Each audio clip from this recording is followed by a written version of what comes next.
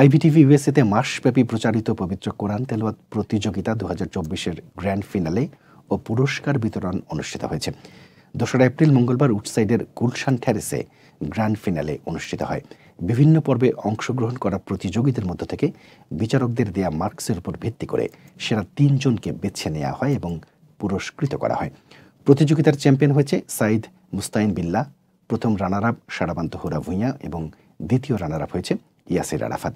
বিভিন্ন পর্বের বিচারক ছিলেন ইমাম আবু জাফর বেগ, ইমাম মোহাম্মদ মুকিত এবং ইমাম সাইদ মুস্তানজিদ বিল্লাহ। প্রতিটি পর্ব সঞ্চালনা করেন মাওলানা মোহাম্মদ শহীদুল্লাহ।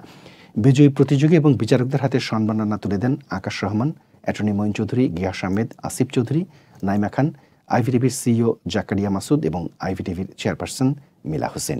আইভিটিভি কোরআন তেলাওয়াত প্রতিযোগিতার টাইটেল স্পন্সর ছিল Marks home care, powered by Asha home care. Platinum sponsor Al Haramain group, diamond sponsor Hillside Honda এবং গোল্ড স্পন্সর ছিল real estate investor Nurul Azim, attorney Moin Chowdhury ও গিয়াস আহমেদ।